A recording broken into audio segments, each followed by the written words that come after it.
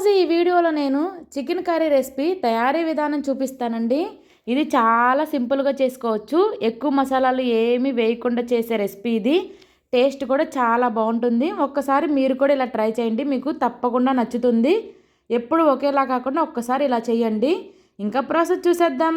అందరికీ నమస్తే, welcome back to my channel. నేను మీ నాగలక్ష్మి. నేను కేజీ చికెన్ తీసుకున్నాను. దీన్ని శుభ్రంగా కడిగి ఇప్పుడు మ్యారినేట్ చేసుకోవాలి. దానికోసం రుచికి సరిపడినంత కారం, అలానే రుచికి సరిపడినంత సాల్టు, 1 టేబుల్ స్పూన్ నిండుగా అల్లం వెల్లుల్లి పేస్ట్ వేయాలి.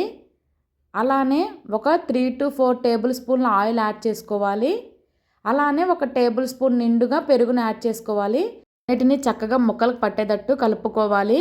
ఈ విధంగా కలుపుకున్న దాన్ని ఫ్రిడ్జ్లో ఒక 30 మినిట్స్ నుండి 1 అవర్ వరకు ఫ్రిడ్జ్లో పెట్టుకోవాలి. టైం లేకపోతే ఒక 30 మినిట్స్ పెట్టుకున్నా సరిపోతుంది.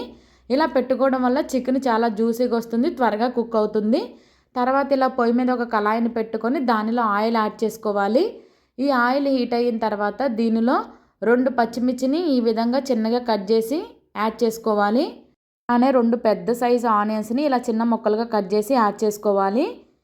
ఇందులోనే చిటికెడు పసుపు, అలానే కొద్దిగా సాల్ట్ యాడ్ చేసుకోవాలి. ఆల్రెడీ మనం చికెన్లో యాడ్ చేసుకున్నాం కాబట్టి ఇక్కడ కొద్దిగా యాడ్ చేసుకోవాలి. ఇలా యాడ్ చేసుకోవడం వల్ల ఉల్లిపాయలు త్వరగా మగ్గుతాయి. అందుకే ప్రతి కర్రీలో స్టార్టింగ్లో సాల్ట్ యాడ్ చేసుకుంటాము. ఇంకా దీన్ని చక్కగా కలుపుకొని కొద్దిగా వేగించుకోవాలి. ఇంక ఇవి కొద్దిగా వేగిన తర్వాత దీనిలో 1/2 టేబుల్ స్పూన్ అల్లం వెల్లుల్లి పేస్ట్ని యాడ్ చేసుకోవాలి. ఈ అల్లం వెల్లుల్లి పేస్ట్ అనేది పచ్చివాసన పోయేంత వరకు చక్కగా వేగించుకోవాలి.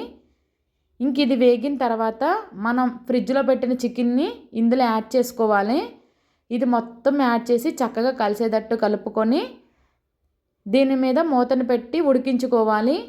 మధ్య మధ్యలో మూతను తీస్తూ కలుపుకుంటూ ఉండాలి.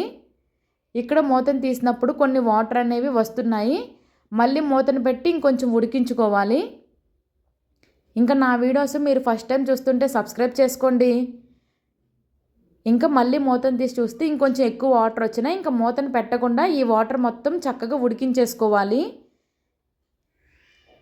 ఇంకా ఈ విధంగా నూనె అనేది పైకి తేలుతున్నప్పుడు దీనిలో నేను ఒక 250 నుండి 300 ml వరకు వాటర్ని యాడ్ చేస్తున్నాను.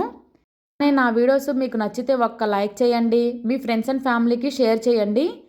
ఇంక ఈ వాటర్ వేసిన తర్వాత మొత్తం కలిసేటట్టు చక్కగా కలుపుకోవాలి. ఇంకా కలుపుకొని దీని మీద మూతను పెట్టి చక్కగా ఉడికించుకోవాలి. ఈ వాటర్ వేసాం కదా, ఈ చికెన్ కర్రీ అంతా ఉడకడానికి ఒక 10 to 15 మినిట్స్ పడుతుంది. ఇంకా చక్కగా దీన్ని ఉడికించుకోవాలి. ఇంకా మీకు ఎలాంటి రెసిపీస్ కావాలో కూడా నాకు కమెంట్ చేయండి. ఇంకా చక్కగా ఉడుకుతుంది. ఇంకా గ్రేవీ అనేది ఈ స్టేజ్లో ఉన్నప్పుడు దీనిలో 1 టేబుల్ స్పూను ధనియాలు జీలకర్ర పొడిని యాడ్ చేసుకోవాలి. ఇది డ్రై రోస్ట్ చేసిన ధనియాలు జీలకర్ర పొడి. టేస్ట్ కూడా చాలా బాగుంటుంది.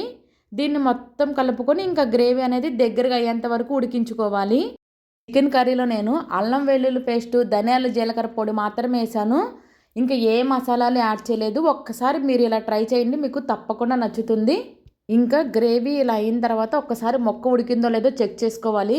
చక్కగా ఉడికిపోతుంది. ఒకవేళ ఉడకపోతే ఇంకొంచెం వాటర్ యాడ్ చేసుకొని ఉడికించుకుంటే సరిపోతుంది. కర్రీలో ఈ విధంగా నూనె పైకి తేలుతున్నప్పుడు ఒక్కసారి సాల్ట్, కారం సరిపోయిందో లేదో చెక్ చేసుకోవాలి. సరిపోతే ఇక్కడే యాడ్ చేసుకోవాలి. ఇంకా ఫైనల్గా కొత్తిమీరని యాడ్ చేసుకొని ఇది మొత్తం ఒక్కసారి కలుపుకొని ఇంకా స్టవ్ ఆఫ్ చేసేసుకోవాలి. అంతేనండి, tasty chicken curry recipe ready అయిపోయింది.